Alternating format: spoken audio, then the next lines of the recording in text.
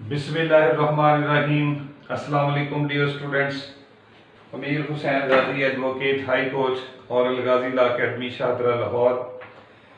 आज का जो हमारा लेक्चर है वो है जी इंग्लिश एसेज के ऊपर। इंग्लिश एसेज जो हैं वो इम्पॉर्टेंट पार्ट हैं जी।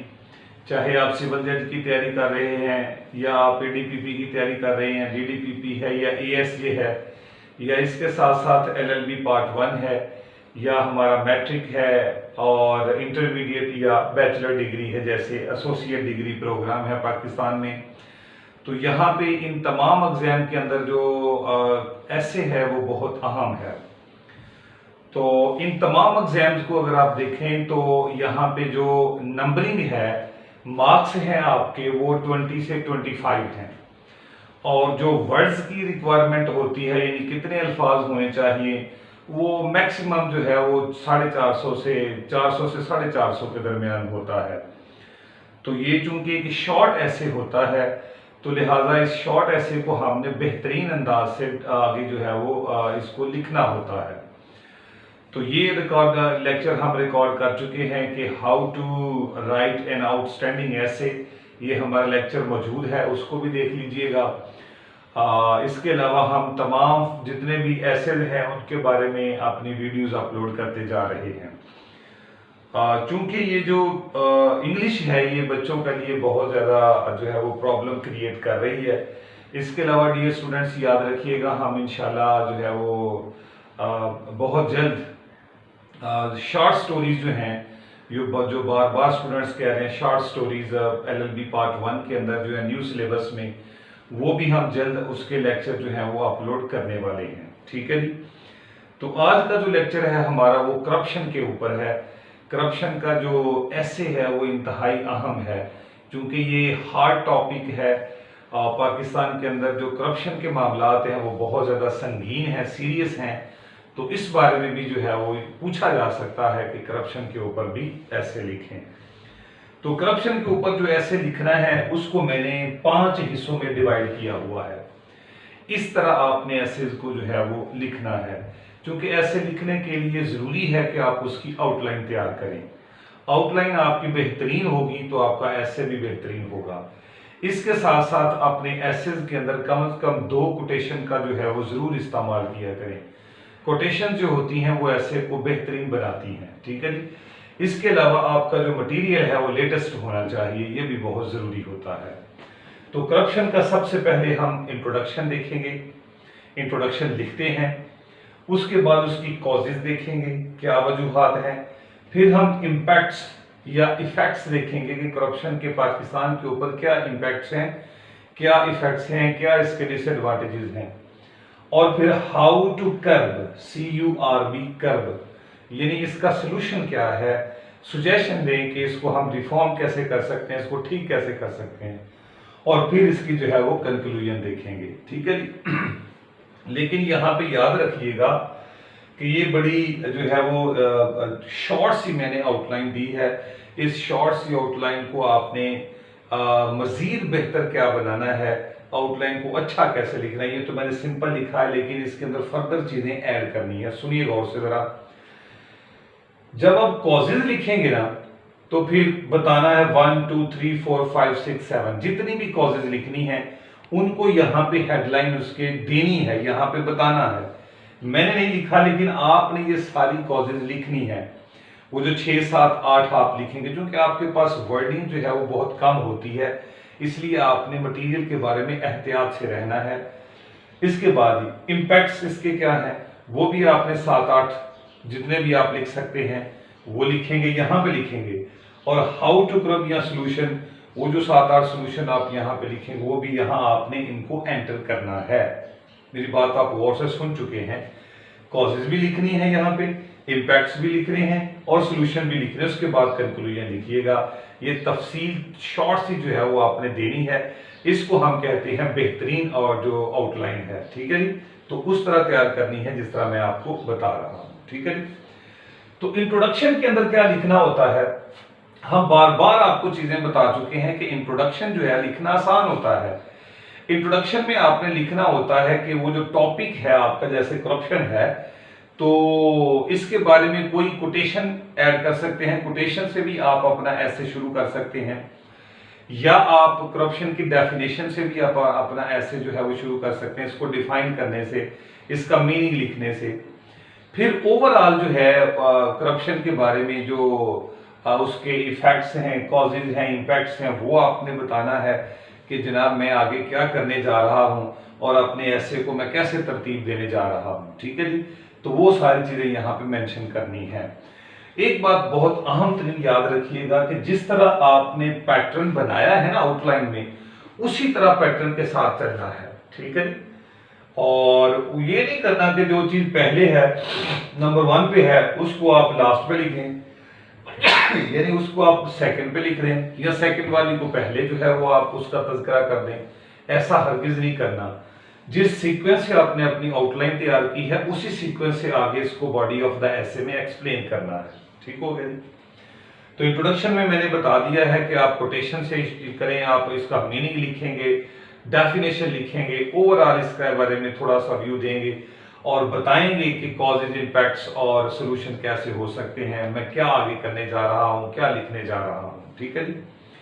तो ये भी याद रखिएगा कि इसमें 400 से 450 अल्फाज होते हैं आपके, तो मोहतात रहिएगा, ये 50 से 60 या 65 अल्फाज का होना चाहिए, इससे ज्यादा का ना लिखिएगा। ठीक है जी।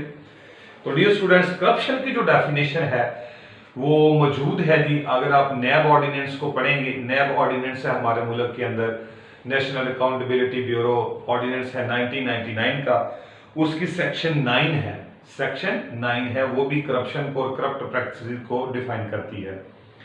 इसके अलावा dear students, United Nations manual on anti corruption और द ट्रांसपेरेंसी इंटरनेशनल और the multilateral financial institutions like World Bank और एशियन डेवलपमेंट बैंक, इन सब ने करप्शन की जो डेफिनेशन की है वो क्या है, कहते हैं abuse of public office, abuse of public office for private gains, यानी आप पब्लिक ऑफिस होल्ड करते हैं और फायदा आप अपना सोच रहे हैं, यानी आप जो है वो इलीगली और क्या कहते हैं कि इलीगली बेनिफिट्स जो हैं वो आप गेन कर रहे हैं। ठीक है जी। तो ये क्या होता है, ये करप्शन होती है। ठीक है जी। करप्शन की डिफरेंट फॉर्म्स हैं, करप्शन की डिफरेंट फॉर्म्स हैं। बेसिकली जो है वो 3 को ज्यादा अहमियत दी जाती है।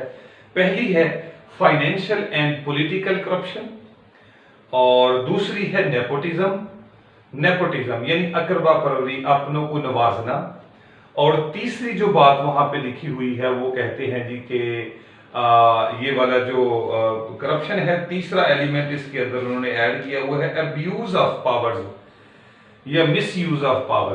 तो 3 तरह की होती है, यानी ये पॉलिटिकल करप्शन भी है, ये फाइनेंशियल करप्शन भी है, और इसके अलावा ये नेपोटिज्म है यानी अपनों को नवाजना, ये भी करप्शन है, और इसके अलावा मिस यूज ऑफ पावर या अब्यूज ऑफ पावर। तो ये 3-4 तरीकों से उन्होंने कहा ये सारी चीजें जो है वो करप्शन होती हैं। ठीक है जी। तो ये इंट्रोडक्शन हमने जो है वो इसका बता दिया है। आगे कॉजेज की तरफ चलते हैं। What are the different causes behind corruption. तो डियर स्टूडेंट्स, कॉजेज जो है इसकी, नंबर 1 कॉज है जो सबसे पहला एलिमेंट है वो कहते हैं lack of accountability, lack of accountability. ठीक है जी। कि मुल्क के अंदर करप्शन की सबसे बड़ी वजह यह है कि अकाउंटेबिलिटी नहीं है, रूल ऑफ लॉ नहीं है, जुडिशरी हमारी जो है वो इंडिपेंडेंट नहीं है कि वो करप्शन के बड़े बड़े जो मेगा स्कैंडल्स हैं उसके बारे में जो है वो दलेराना फैसले कर सके, अच्छे फैसले कर सके। ठीक है जी। तो इसके अंदर क्या लिखना है, इसके अंदर आपने ये बात बतानी है कि मुल्क के अंदर एब्सेंस ऑफ लॉ है, absence of rule of law है, नो इंडिपेंडेंस ऑफ जुडिशरी है, तो किसी किस्म की जो है वो कोई मुल्क के अंदर अकाउंटेबिलिटी नहीं है, इसलिए करप्शन तेजी से बढ़ रही है। दूसरी जो इसकी वजह आप बताएंगे वो कहते हैं जी लो सैलरीज। तो यहां पे आप लिखते जाएंगे जैसे मैंने कहा आउटलाइन में, लो सैलरीज जो हमारे पब्लिक ऑफिस होल्डर्स हैं या पब्लिक सर्वेंट्स हैं उनकी जो तनख्वाहें हैं, उनकी जो सैलरीज हैं वो बहुत लो हैं, और वो अपनी डे टू डे ज़रूरियात को पूरा करने के लिए, अपनी डिज़ायर्स को पूरा करने के लिए फिर उनको करप्शन करना पड़ती है। ठीक है जी। तीसरी जो बात उन्होंने कही, उन्होंने कहा जी बैड गवर्नेंस। बैड गवर्नेंस जो है ये भी एक बहुत बड़ा मुल्क के अंदर सबब है करप्शन का। अब ये बैड गवर्नेंस क्या है? बैड गवर्नेंस में सब कुछ आ गया कि यहाँ पे पॉवर्टी है, यहाँ पे कोई पॉलिसी या डिसीजन मेकिंग नहीं है इकोनॉमी का, पॉलिटिकल स्टेबिलिटी नहीं है, यहाँ पे ट्रांसपेरेंसी नहीं है, यहाँ पे इन्फोर्समेंट ऑफ लॉ नहीं है, यहाँ पे रूल ऑफ लॉ नहीं है, यहाँ पे तो सारी चीजें हैं जिसकी वजह से करप्शन जो है वो तेजी से बढ़ रही है। आगे lack of internal accountability, lack of internal accountability. ठीक है जी। और lack of internal accountability in departments, जितने भी गवर्नमेंट के डिपार्टमेंट्स हैं या पब्लिक सेक्टर्स हैं उनमें इंटरनल अकाउंटेबिलिटी की कमी है। अगर अकाउंटेबिलिटी है भी लेकिन उसकी इन्फोर्समेंट नहीं है। ठीक है जी। अगर इंटरनल अकाउंटेबिलिटी हो, यानी जो भी करप्शन करे उसको डिसमिस फ्रॉम सर्विस कर दिया जाए, उसको सख्त सजाएं दी जाए डिपार्टमेंट्स के अंदर ही, तो फिर इस करप्शन की जो है वो कमी हो सकती है, इस करप्शन में कमी हो सकती है। क्योंकि इंटरनल जो है वो इसको सपोर्ट किया जाता है, जो सीनियर्स हैं उन तक भी मंथलीज पहुंचनी होती हैं, इसलिए फिर जो जूनियर्स होते हैं वो उनका एक सहारा होते हैं और वे इंटरनली उनका किसी किस्म का भी कोई ट्रायल नहीं कर पाते। आगे जी, weakness of watchdog agency, weakness. ठीक है जी। Watchdog agencies, watchdog agencies जो हैं जिन्होंने करप्शन को देखना होता है वो बड़ी वीक हो चुकी हैं। मसलन एंटी करप्शन डिपार्टमेंट है, इसके अलावा ये आपकी FIA है, इसके अलावा आपका NAB है। ये वो इदारे हैं जिन्होंने करप्शन को देखना होता है। तो ये जो इदारे हैं ये इनके अंदर बड़ी कमजोरियां हैं, इनके अंदर सियासी असर रसूख बहुत ज्यादा है। ठीक है जी। सियासत इनमें बहुत ज्यादा है। इनके जो हेड्स हैं वो अपॉइंट ही वही किए जाते हैं कि जो अकाउंटेबिलिटी ठीक तरीके से ना कर सके, फेवरेटिज्म के ऊपर होते हैं। ठीक है जी। तो इसलिए वॉचडॉग एजेंसीज जो हैं वो लैक है उनके अंदर, इनएफिशिएंसी है, जिसकी वजह से करप्शन बहुत ज्यादा हो रही है। इसके अलावा नंबर 6 है जी डिस्क्रिशनरी पावर्स। डिस्क्रिशनरी पावर्स ये बहुत बड़ा एक एलिमेंट है। डिस्क्रिशनरी पावर्स जो होती है ना, डिस्क्रिशनरी का मतलब होता है कि ये आप जो है वो एक्सरसाइज कर सकते हैं, आप पॉजिटिविटी में भी और नेगेटिविटी में भी। मसलन हम एक लॉ में मिसाल देते हैं, बेल जो होता है ना, बेल वो एक डिस्क्रिशनरी मैटर होता है। ठीक है जी। तो टोटली जो है वो डिपेंड करता है जी द माइंड ऑफ द जजेस के ऊपर। इस तरह मुख्तलिफ डिपार्टमेंट्स के अंदर जो है डिस्क्रिशनरी पावर होती है, किसी को अपॉइंट कर देंगी, फलां बंदे को जनाब SHO लगा दें या फलां बंदे को जनाब DPO लगा दें, तो ये सारी की सारी डिस्क्रिशनरी पावर्स होती हैं। तो ये डिस्क्रिशनरी पावर्स जो होती हैं ना, यही करप्शन का सबब बनती हैं। यानी अगर आप जो है वो मेरिट को नजरअंदाज करेंगे और अपनी पसंदीदा लोगों को, फेवरेटिज्म को आगे लेके चलेंगे, तो वो लोग जो है वो आपकी जो है वो फॉलो करेंगे, आपके जो है वो काम करेंगे, आप जो कहेंगे वही होगा। तो फिर ये वाली बात जो है वो करप्शन का सबब बनती है। ठीक है जी। इसके अलावा करप्ट पॉलिटिशियन जो हैं, हमारे जो करप्ट पॉलिटिशियन जो हैं, ठीक है जी, पॉलिटिशियंस या ब्यूरोक्रेसी है। ठीक है जी,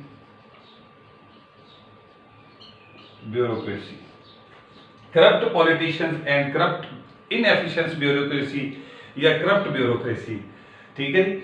जब इस मुल्क के जो पॉलिटिशियंस जो हैं, वो जो सिनेरियो चल रहा है इस मुल्क के अंदर, तमाम केसेस जो है वो माफ हो गए, मेगा स्कैंडल जो है वो फारग हो गए इस मुल्क के अंदर, नैब में तरमीम हो गई। ठीक है जी। तो फिर जब पॉलिटिशियन जो हैं, जिन्होंने इस मुल्क की बुनियाद रखनी है, जिन्होंने इस मुल्क को आगे रन करना है, जब वो जो है वो क्या होंगे जी, करप्ट होंगे, तो फिर मुल्क का निज़ाम कैसे चलेगा। यानी करप्शन उनको शुरू कर दी जाती है while granting tickets for elections.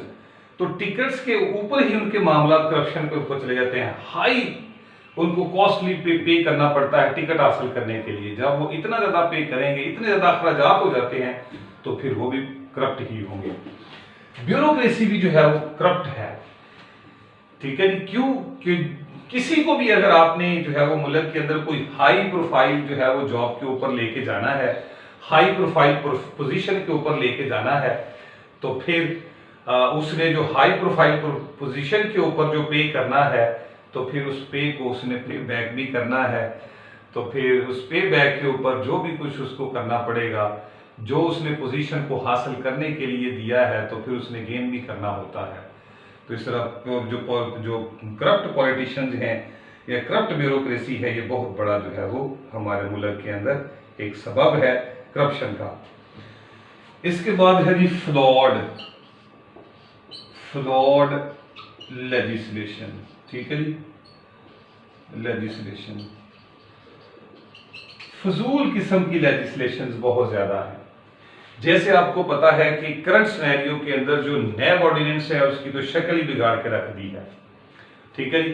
अपनी मर्जी की जो चीजें हैं वहां पे ऐड कर दी गई है, अपनी मर्जी के लॉज बनाए गए हैं। Laws for the public welfare नहीं है, laws for the protection of fundamental rights नहीं है, laws for their own desire हैं, laws for their own wishes हैं। तो ये जो लेजिस्लेशन करते हैं या कानून बनाए जाते हैं, वो कमजोर, इतने कमजोर कर दिए जाते हैं कि जो जितने भी एक्यूज्ड होते हैं, मुल्ज़मान होते हैं जिन्होंने करप्शन की होती है, वो आजाद हो जाते हैं, बरी हो जाते हैं, ठीक है जी। तो लेजिस्लेशन बहुत कमजोर होती है। आगे है जी negative role of media. Negative role of media, media भी जो है हमारा वो उस तरह किरदार अदा नहीं कर रहा जिस तरह उसको किरदार अदा करना चाहिए, ठीक है। मीडिया जो है वो बहुत ज्यादा जो बिक चुका है, यूं कह लें तो नेगेटिव रोल ऑफ मीडिया, ठीक है जी। मीडिया जो है वो अपना किरदार ही इस तरह नहीं अदा कर रहा कि जिस तरह करना चाहिए, करप्शन को बेनकाब करना चाहिए। जितना भी मीडिया है वो सारे का सारा इस वक्त जो है वो बाउंड कर दिया गया है कि इस चीज को हमने हाईलाइट ही नहीं करना। तो मीडिया का नेगेटिव रोल भी जो है वो करप्शन को, चूंकि मीडिया ने ही हमें अवेयर करना होता है पब्लिक एट लार्ज के ऊपर। एक बंदा जो है वो बड़े दूर दराज एरिया में बैठा, तो उसे कैसे पता चले? उसे मीडिया के थ्रू पता होना चाहिए। तो अवेयरनेस जो है उसका एक बहुत बड़ा जरिया मीडिया होता है। तो इसने अगर नेगेटिव किरदार अदा करना है, इसने अगर सपोर्ट करना है करप्शन को, तो फिर ये बहुत बड़ी कॉज हो गया, ठीक है जी। इसके बाद आगे जी मुल्क के अंदर जो पॉवर्टी है, ठीक है जी, पॉवर्टी एंड इनकम इनइक्वालिटी, ठीक है जी। ये दो चीजें हैं, poverty and income inequality. Poverty जो है, देखिए गुर्बत है ना, तो हर किसी का जो है वो एक बतौर इंसान जो है बशरी तकाजा है कि वो जनाब अमीर आदमी बन जाए दिन ब दिन, और दिन दुगनी रात चुगनी वो तरक्की करे। तो इस चीज के हसूल के लिए, अपने डिजायर के हसूल के लिए वो क्या करेगा? वो करप्शन करेगा कि अपनी पॉवर्टी को दूर करे।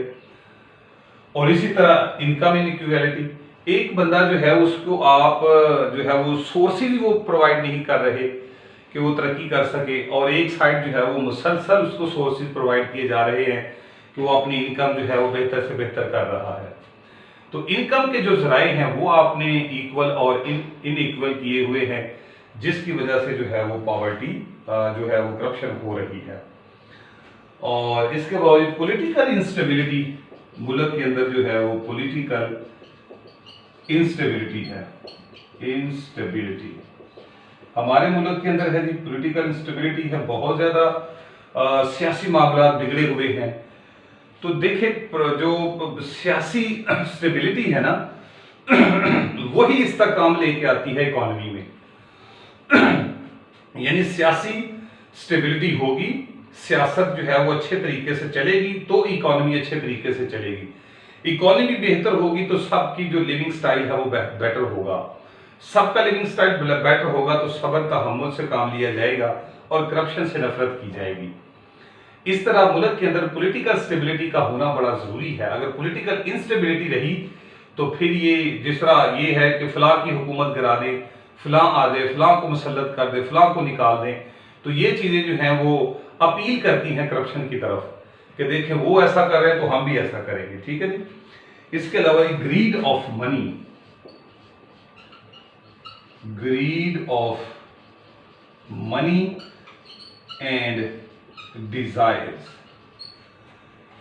लालच है, ज्यादा से ज्यादा पैसे कमाने का लालच है, या क्या है जी, लालच है ख्वाहिशात को पूरा किया जाए, जो विशेज हैं, ठीक है जी, फैमिली की विशेज को पूरा किया जाए, मेरे पास भी ये होना चाहिए, मेरे पास भी ऐसी रहाइश, ऐसा बिजनेस और ऐसी जो है वो गाड़ी होनी चाहिए।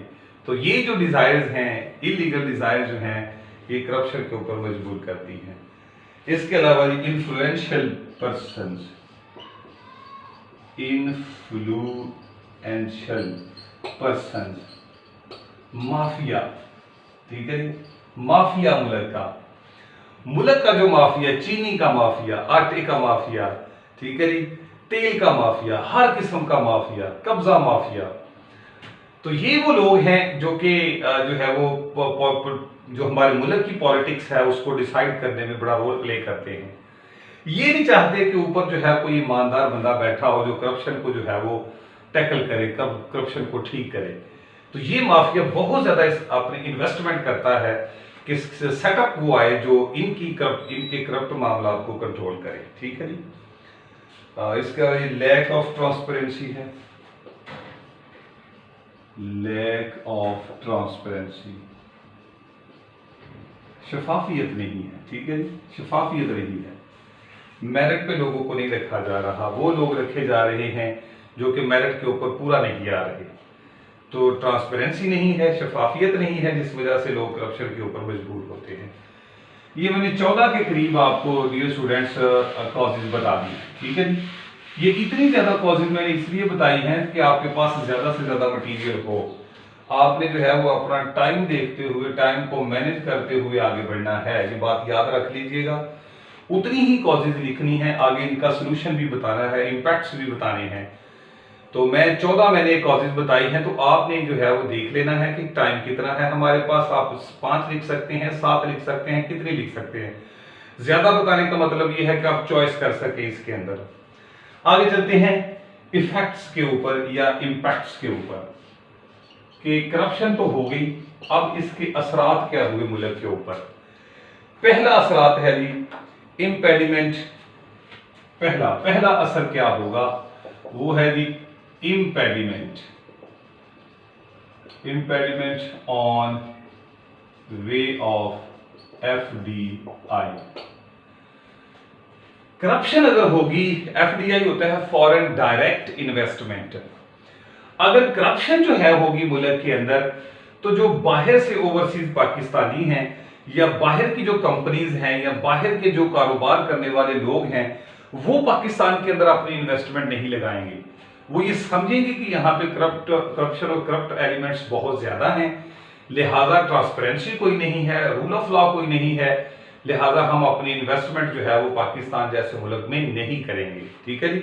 तो डायरेक्ट फॉरेन बाहर से आने वाली इन्वेस्टमेंट जो है वो रुक जाती है। इसके अलावा जी breakdown of law and order, उसमें ब्रेक डाउन आ जाता है, ब्रेक डाउन, ठीक है जी, ऑफ लॉ एंड ऑर्डर। ठीक है, breakdown of law and order situations due to corruption in police and judiciary.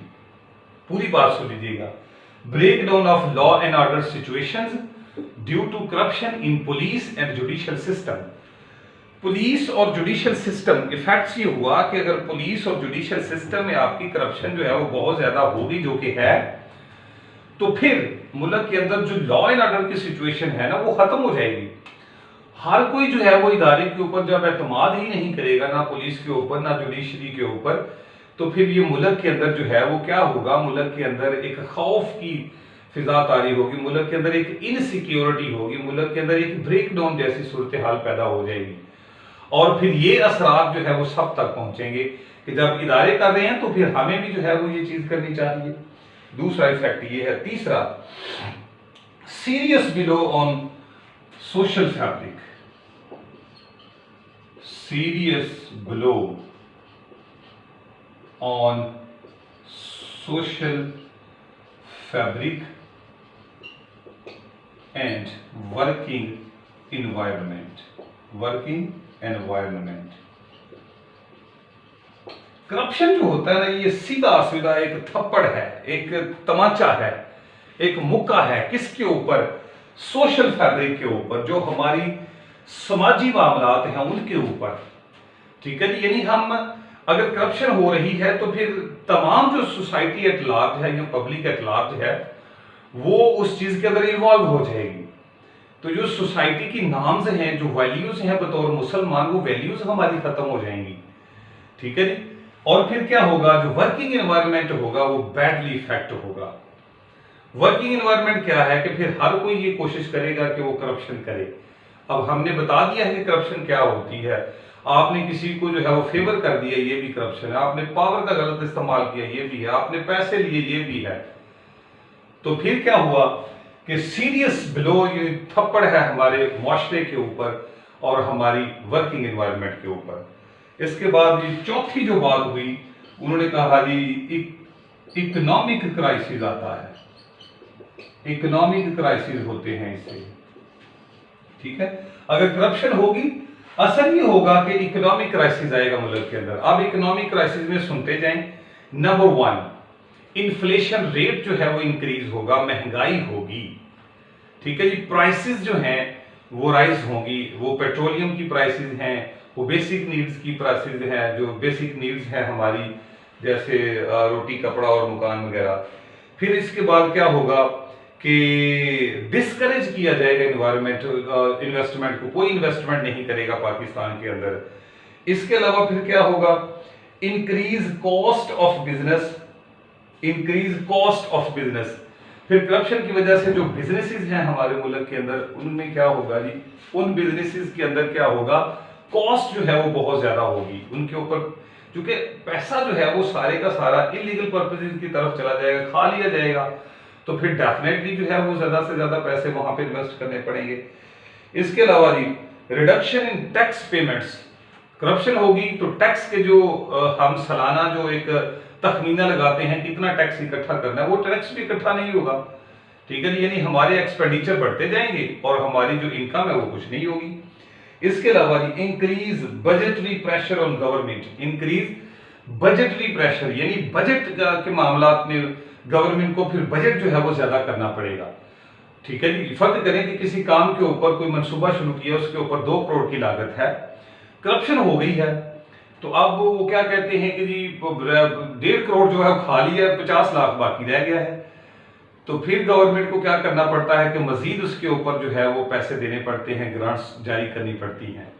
तो इस तरह ये इकोनॉमिक क्राइसिस सारे जो बता दिए हैं ये पैदा हो जाएंगे। फिर इसके अलावा जी freezing of whole industry, freezing of whole industry, freezing of industry. Corruption होगी ना जी तो तमाम की तमाम इंडस्ट्री जो है वो बिल्कुल बंद हो जाएगी, नेल डाउन हो जाएगी, फ्रीज हो जाएगी। ठीक है जी। क्यों? कि ब्लैक मार्केटिंग में चीजें अगर बिक रही हैं, ड्यू टू ब्लैक मार्केटिंग में अगर चीजें बिक रही हैं तो वो भी फिर क्या होगा कि लोग डिस्करेज होंगे, ब्लैक मार्केट के अंदर जाएंगे, तो इंडस्ट्री तो तबाह होगी। फिर इसके अलावा स्टॉक पाइलिंग, जो जखीरा अंदोजी है, होर्डिंग और स्टॉक पाइलिंग, जखीरा अंदोजी जो है वो की जाएगी तो फिर वो भी मामला डिस्टर्ब होंगे जी, इंडस्ट्री जो है वो तबाह हो जाएगी। स्मगलिंग होगी। ठीक है जी। Overcharging on every item, जो उनके ऊपर जो ड्यूटी है वो बढ़ा दी जाएगी। तो ये वाली इंडस्ट्री जो है फिर सारी की सारी जो है वो तबाह हो जाती है। इसके अलावा जी गवर्नमेंटल डेफिसिट। ठीक है जी। गवर्नमेंट के जो नुकसान में जाएगी जी गवर्नमेंट। ठीक है जी। गवर्नमेंट ने जो हसूल आपने रखे होते हैं कि हमने जो है वो टैक्स इतना इकट्ठा करना है, हमारे अखराजात इतने हो गए, टैक्स हमने, वो जो टैक्स की जो टोटल वैल्यू इवेल्युएशन होती है, तखमीना होता है पूरे साल का, वो नहीं हो पाता। ठीक है जी। और लेस रिसोर्स जनरेशन होती है and more expenditure makes the government बारो फ्रॉम IMF एवरी ईयर। हमारे अखराजात बहुत ज्यादा हो जाते हैं लेकिन हमारा जो रेवेन्यू जनरेट करना होता है वो कम होता है। इस खसारे की वजह से, इस डेफिसिट की वजह से फिर हमें IMF के पास जाना पड़ता है हर साल, तो फिर वो सख्त शर्त जो है वो माननी पड़ती है। और फिर इनएफिशिएंट मेजर पब्लिक सेक्टर्स, जो बहुत बड़े पब्लिक सेक्टर्स हैं मुल्क के, जैसे वापडा है, जैसे हमारा एयरलाइन है हमारी, ठीक है जी, और जैसे हम PIA जिसे कहते हैं, जैसे हमारी रेलवे है, तो फिर ये जैसे हमारी स्टील मिल है तो वो तो ऑलरेडी जो है वो गिरवी दे दी गई है। तो फिर ये वाले जो इदारे हैं बड़े बड़े हमारे सेक्टर, पब्लिक सेक्टर्स हैं, तो फिर तो ये डैमेज हो गए ना करप्शन की वजह से। अगर इनमें करप्शन है तो फिर इनका जो सालाना तखमीना है वो पूरा नहीं होगा, खसारे में जाएगा मुल्क। तो फिर इस तरह गवर्नमेंट जो है वो डेफिसिट में जाएगी अगर करप्शन होगी तो। ओके जी।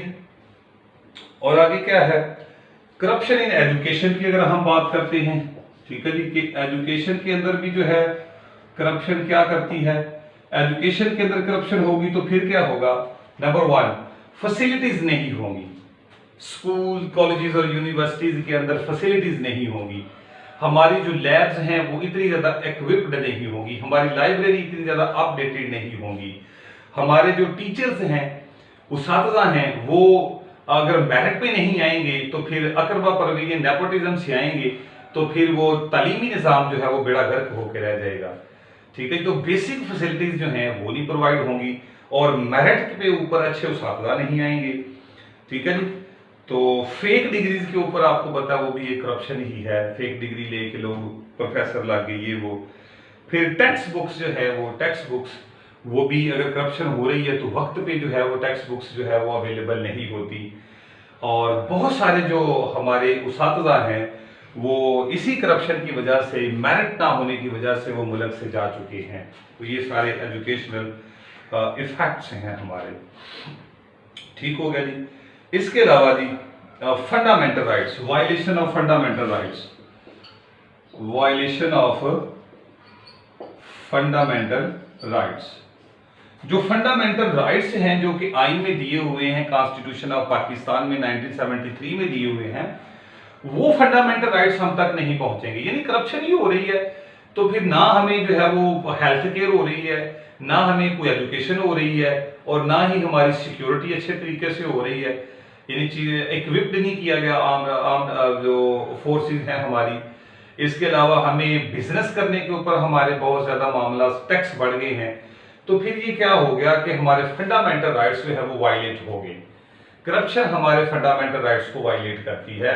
यानी अगर एक बंदा मेरिट पे है उसको जो है वो उतार के नेपोटिज्म के ऊपर किसी अपने को रख लेना, तो ये भी तो करप्शन है ना। तो ये भी उसका फंडामेंटल राइट जो मेरिट का है वो भी आपने जो है वो उसको डिस्टर्ब किया है। ठीक है। एक आर्टिकल 9 है कॉन्स्टिट्यूशन ऑफ पाकिस्तान में, उसमें लाइफ का जिक्र किया गया है। ठीक है जी। तो लाइफ से मुराद ये होता है इंजॉयमेंट और एक अच्छा इन्वायरमेंट।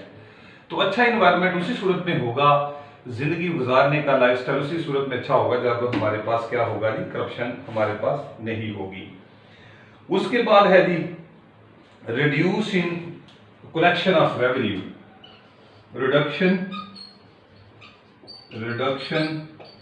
इन कलेक्शन ऑफ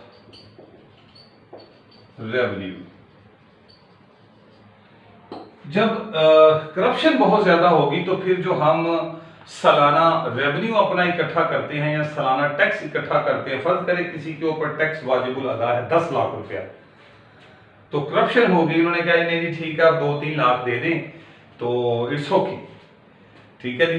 तो वो जो इट्स ओके है कि आप दे दें, इतना दे दें, बाकी हम कर लेंगे, देख लेंगे, ठीक कर देंगे, तो वो जो रेवेन्यू था उसका जो इकट्ठा करना था, जो लीगली था, वो इकट्ठा किया नहीं है, करप्शन की नजर हो गया, तो फिर डेफिनेटली हमारे जो रेवेन्यू है मुल्क का जो जनरेट करते हैं सालाना, उसमें रिडक्शन होगी।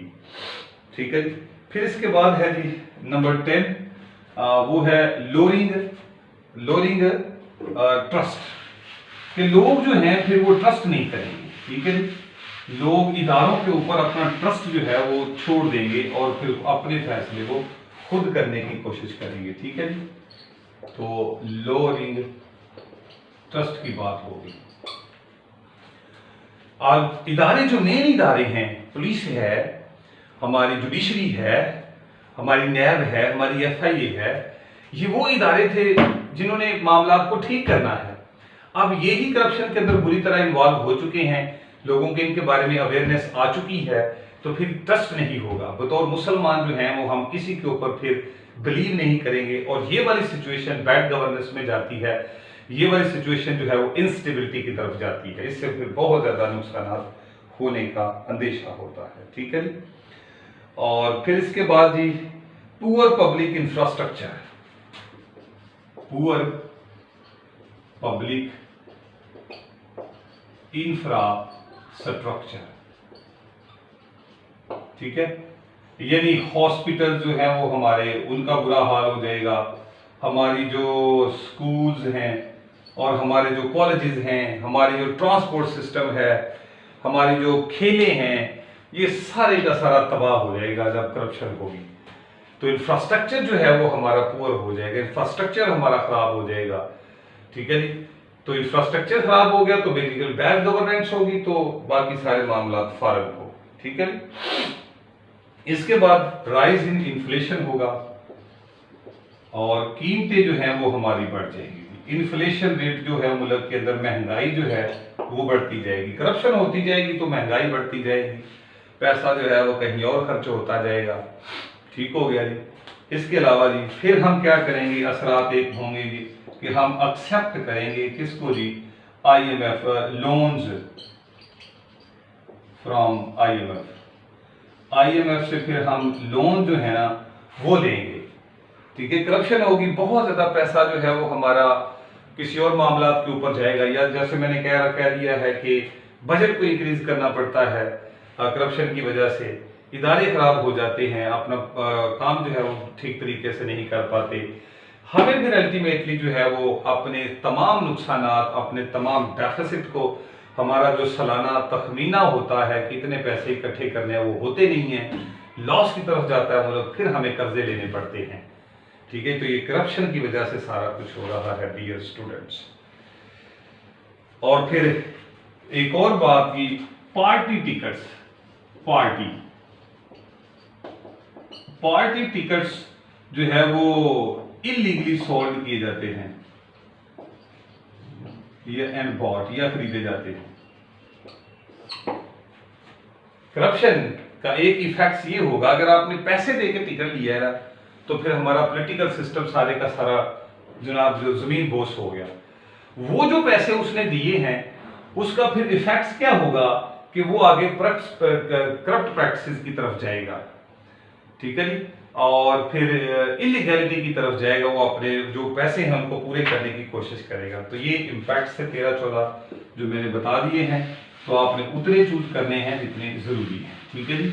आपके देखना है कि आपकी लेंथ जो है वो वर्डिंग की पूरी होनी चाहिए। ठीक है। इसके अलावा हाउ टू कर्व, अब इसका सोल्यूशन क्या है dear students, how to curb, इसका सोल्यूशन क्या है, इस मामले को हल कैसे करें। तो सबसे पहले कहते हैं जी कि सैलरीज को इंक्रीज करें। ठीक है जी। इंक्रीज करें सैलरीज को, सैलरीज इंक्रीज होंगी, ख्वाहिशात पूरी होती जाएंगी, करप्शन नहीं होगी। इसके बाद स्पीडी ट्रायल करें, इनके जितने भी हैं, जुडिशियल सिस्टम को जो है वो इंडिपेंडेंस किया जाए, इंडिपेंडेंसी होनी चाहिए, हमारा जुडिशियल सिस्टम जो है वो ठीक हो, करप्शन के जितने भी हमारी अदालतें हैं स्पीडी ट्रायल करें, इनको सख्त सख्त सजाएं दें, और वो सजा दें जो मेरिट के ऊपर बनती है, यानी इंडिपेंडेंस ऑफ जुडिशरी जो है वो जरूरी है यहाँ पे। तो पॉजिटिव रोल प्ले करें।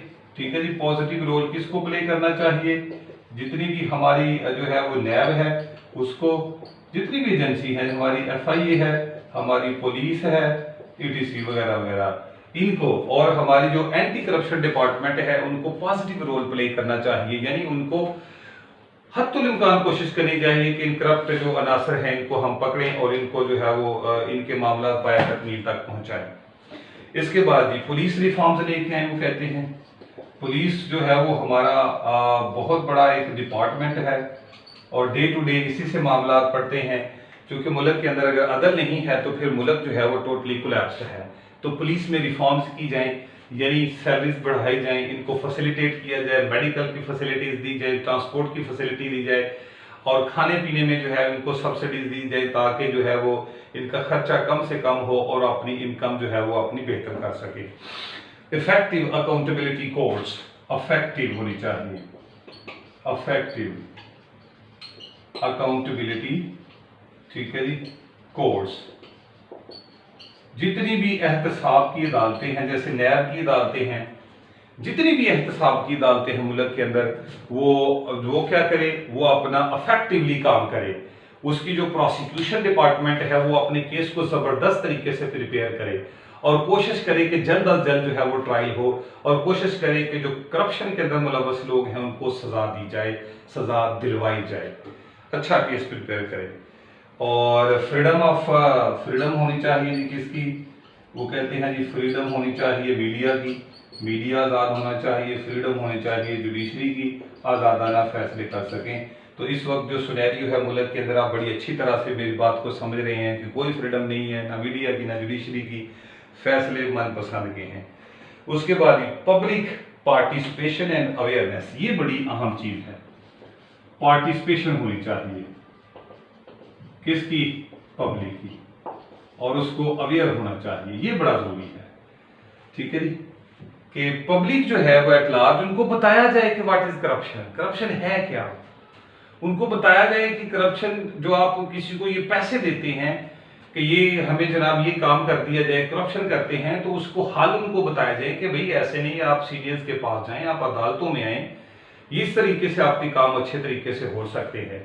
अगर कोई करप्शन करे तो हमें इस नंबर के ऊपर या इन अदालतों के पास अपनी दरखास्तें लेके जाएं। तो पब्लिक पार्टिसिपेशन बहुत जरूरी है, पब्लिक को भी तो ये रोल प्ले करना है ना कि उन्होंने करप्शन नहीं होने देनी, ठीक है जी, तो उनको उनकी अवेयरनेस जो है उनको दी जाए। रूल ऑफ लॉ मुल्क के अंदर लेके आ जाए, रूल ऑफ लॉ हो। रूल ऑफ लॉ से मुराद ये है कि तमाम लोग जो भी करप्शन करे, चाहे कोई बहुत बड़ी मगरमच्छ है या कोई जो है वो जो कम से कम करप्शन करने वाला बंदा है, सबको सख्त सजाएं दी जाएं, सबको जो है वो एक जैसा ट्रीट किया जाए और स्पीडी ट्रायल किए जाएं, ठीक है जी। इंटरनल ट्रांसपेरेंसी होनी चाहिए, इंटरनल, ठीक है जी, हम पहले भी बात कर चुके हैं कि इंटरनली मामला अगर ठीक नहीं है तो फिर करप्शन जो है वो पूरे जोर से आगे जाती है। सीनियर जो है वो कहता है जूनियर को भी लेके आए, माल मंथली लेके आए, तो फिर कैसे उसके अंदर मामला ठीक हो। तो सीनियर्स को जो है ये बात देखना पड़ेगी, डिपार्टमेंट्स के अंदर, पब्लिक सेक्टर्स के अंदर देखना पड़ेगा कि करप्शन कहाँ से होती है। अगर सीनियर्स थोड़ा सा इस मामले में सीरियस हो जाए तो इसके ऊपर कंट्रोल पाया जा सकता है। जो भी इसमें मुलव्वस है उसको फिल फॉर सजाएं दी जाए, डिसमिस वगैरह किया जाए तो मामला ठीक हो जाते हैं, ठीक है जी। इसके अलावा है जी पॉलिटिकल स्टेबिलिटी जो है वो बहुत भी जरूरी है। मैंने कहा कि अगर पॉलिटिक्स ठीक होगी, पॉलिटिकली ठीक होंगे मामला, तो इकोनॉमी ठीक होगी, इकोनॉमी ठीक होगी, लोग खुशहाल होंगे तो करप्शन नहीं होगी। तो पॉलिटिकल स्टेबिलिटी बेसिक चीज है, ये ठीक होगी तो सारे मामला ठीक हो जाएंगे। और स्ट्रेंथनिंग डेमोक्रेसी, डेमोक्रेसी जो है वो उसको मजबूत किया जाए मुल्क के अंदर, ठीक है। जो डेमोक्रेसी है मुल्क के अंदर उसको स्ट्रेंथन किया जाए, स्ट्रेंथन या स्ट्रेंथनिंग डेमोक्रेसी। देखिए जी, डेमोक्रेसी मजबूत होगी यानी बार बार जो है वो यहाँ पे मार्शल लॉ नहीं लगेगा, तो मार्शल लॉ के जो है वो बहुत ज्यादा नुकसान होते हैं। लोगों का बिलीव नहीं हो पाता कि वो लोग चॉइस नहीं कर पाते कि वो किस रजीम के अंदर ठीक है, वो डिक्टेटरशिप के अंदर ठीक है या डेमोक्रेटिक गवर्नमेंट के अंदर ठीक है। तो डेमोक्रेटिक जितनी मजबूत होगी, यानी देखिए लोग अपनी पसंद के जो है वो इलेक्टेबल्स लेते हैं, एमपी एमएनए को सिलेक्ट करते हैं, वो जाते हैं ऊपर और फिर लोग उनसे पूछें कि आपने हमारे लिए क्या किया है। तो फिर ये डेमोक्रेसी के अंदर है, डेमोक्रेसी के अंदर ये है कि फिर उनको जवाब देना पड़ता है, वो आंसरेबल होते हैं अपनी अवाम के सामने। तो जब वो उनको पता है कि हमने वापस अवाम के अंदर जाना है तो वो बहुत सारे मामला जो हैं वो अपने ठीक करने की कोशिश करेंगे, ठीक है। तो फिर डेमोक्रेसी होनी चाहिए मुल्क के अंदर। इन्फोर्समेंट ऑफ लॉज होना चाहिए, जैसे मैंने रूल ऑफ लॉ कहा है, इन्फोर्समेंट ऑफ लॉ है। Expose corrupt activities and risk, expose किया जाए, ठीक है जी, कि एक्सपोज किया जाए करप्ट एक्टिविटीज को मीडिया के थ्रू, इन लोगों को हाईलाइट किया जाए, इन लोगों की शक्ल जो है वो आवाम को दिखाई जाए, इनकी इन डिपार्टमेंट्स के बारे में आवाम को बताया जाए कि ये है वो करप्ट इदारे या करप्ट लोग जिनकी वजह से मुल्क जो है वो स्टेबल नहीं हो पा रहा। ठीक हो गया जी। तो ये थे जी डियर स्टूडेंट्स कुछ चंद एक गुजारिशात। इसके अलावा जी जो लीगल लेजिस्लेशन है हमारी अफेक्टिव होनी चाहिए, अफेक्टिव लेजिस्लेशन होनी चाहिए। यानी हम अगर चाहते हैं कि हमारे मुल्क में करप्शन ठीक हो तो भाई हमें अपने लॉज को ठीक करना पड़ेगा। जो नया ऑर्डिनेंस है हमारा 1999 का, जो करप्शन की स्ट्रेटजीज बनाई जाती हैं, जो करप्शन पॉलिसीज बनाई जाती हैं, उनको जो है वो अफेक्टिव किया जाए, उनको तेज किया जाए।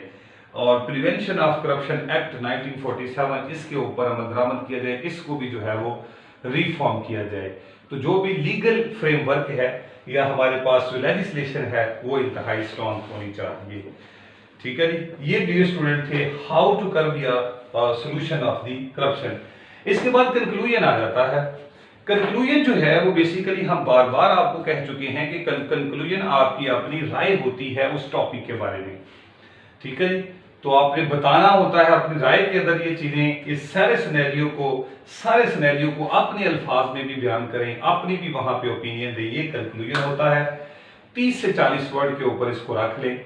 ठीक है जी। इससे ज्यादा नहीं आप कर सकते क्योंकि आपने कॉजेज इफेक्ट्स और सोल्यूशन लिखना होता है। तो याद रखिएगा कि आप अपनी स्पीड को मद्देनजर रखिएगा और अपने वर्डिंग को मद्देनजर रखिएगा। इन तमाम चीजों को देखते हुए कोटेशन लिखें, अच्छी सी आउटलाइन लिखें। आपके पास इतना मटेरियल हमने दे दिया है, एक एक लाइन भी लिखें तो आपको जो है वो 400 से तो जो है वो ऐसे ही आप इंक्रीज कर जाएंगे। ठीक है। सो जितना मटेरियल लिखेंगे, जितनी बातें लिखेंगे, उतना ही बेहतरीन इम्पैक्ट पड़ेगा। और सीक्वेंस को जो है वो ठीक रखिएगा, सीक्वेंस को डिस्टर्ब नहीं कीजिएगा। Thank you so much. अस्सलाम वालेकुम वरहमतुल्लाहि वबरकातुहू।